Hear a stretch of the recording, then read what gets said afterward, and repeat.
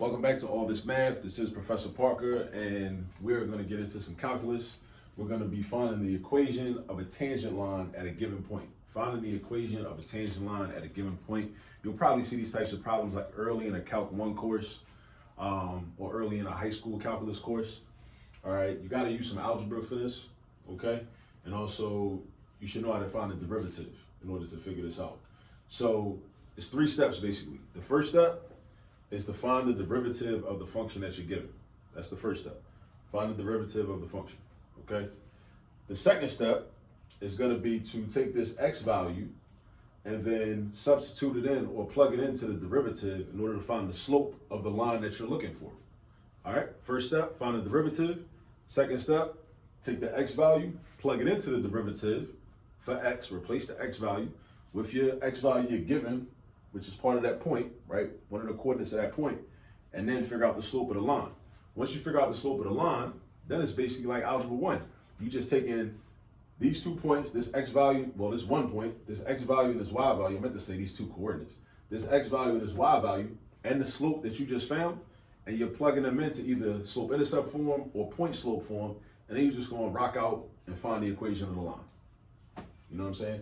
All right, so let's do this. Let's find the derivative of this. Now, when I look at this, I see that this is a fraction or a quotient. So we're gonna use the quotient rule.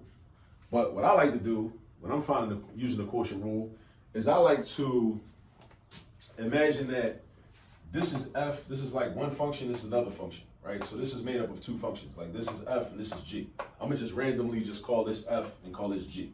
So what I like to do is like to identify everything. I like to write down what f is.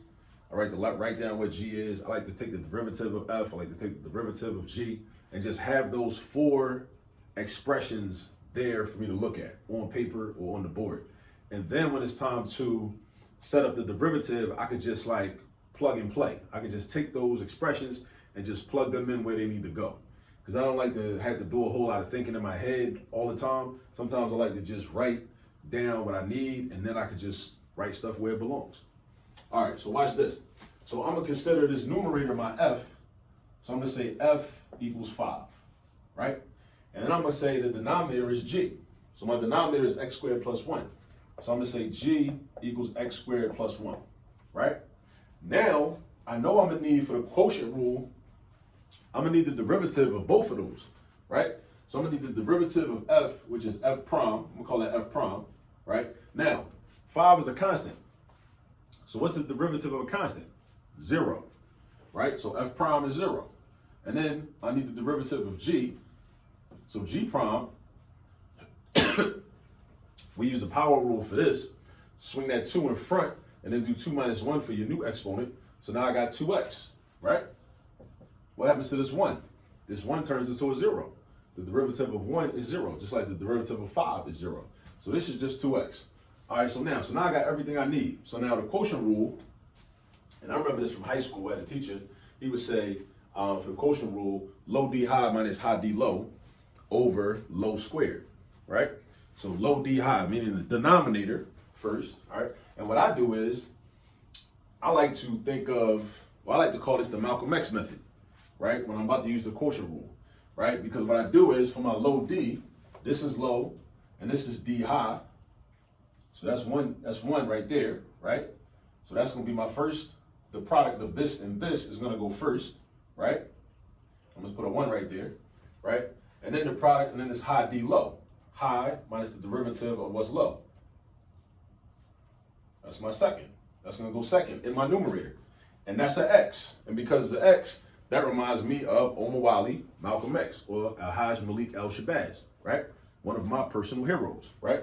So when I'm doing calculus, I even evoke the African ancestors, Malcolm X, all right? That's just something I like to do.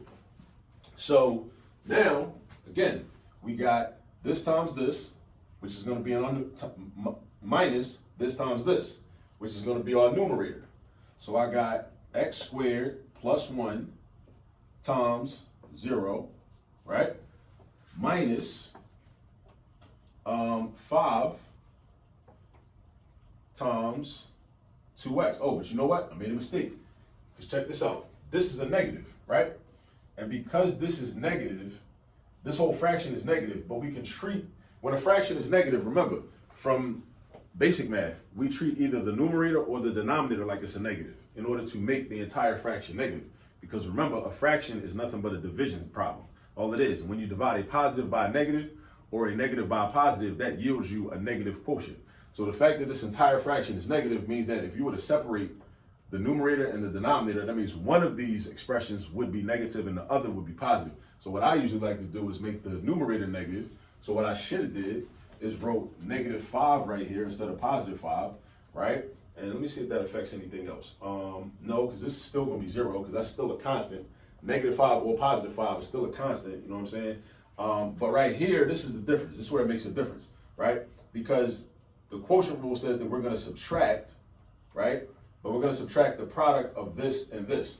So this is minus the quantity of -5 times 2x. All right? So we got, again, low d high, low times d high, low times the derivative of the numerator, denominator times the derivative of the numerator, minus the numerator times the derivative of the denominator. Right? Yeah. Now that's all over low squared. So x squared plus 1 squared. So this right here is multiplication by 0, right? So we know we're getting rid of this. That's going. And then right in here, that's negative 10x, right? But it's a double negative because it's minus negative 10x. So minus negative 10x is going to become positive 10x, right? So we're going to have positive 10x. So now we got positive 10x over x squared plus 1 squared. That's the derivative. All right, so that's our y prime.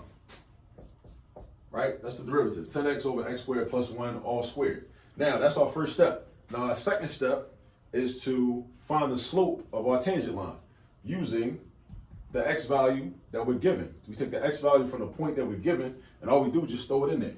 All right? So I'm going to just say m equals 10 times -1 over quantity -1 squared plus 1 all squared. And that's -10 over, let's see, -1 squared is +1, 1 plus 1 is 2, 2 squared is 4. I got a fraction, -10/4. Can I reduce that? Yes, because -10 and 4 both have a common factor of 2.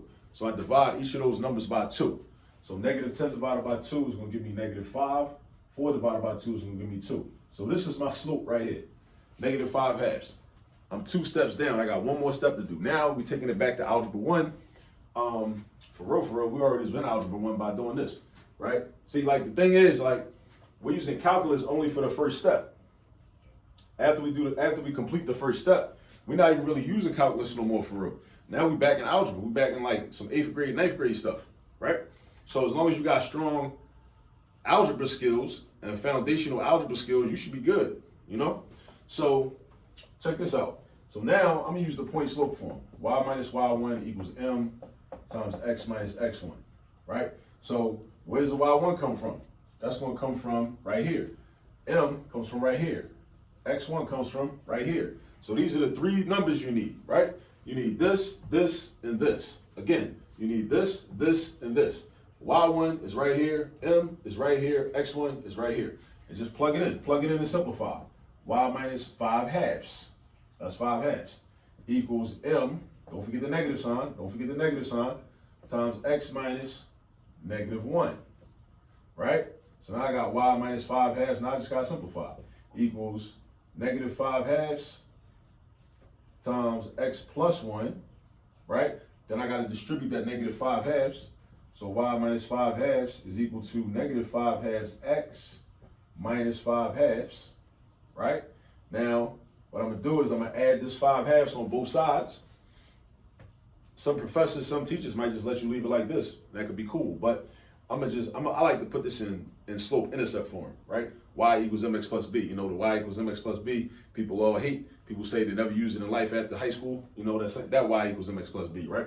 So I add 5/2 on the left, I add 5/2 on the right, and that gives me, no, something ain't right. Let me see something. Negative 10 over positive 4.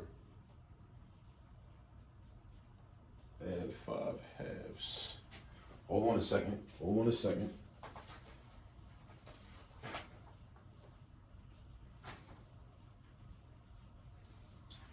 Negative 1, negative 5 halves. Oh, that's why.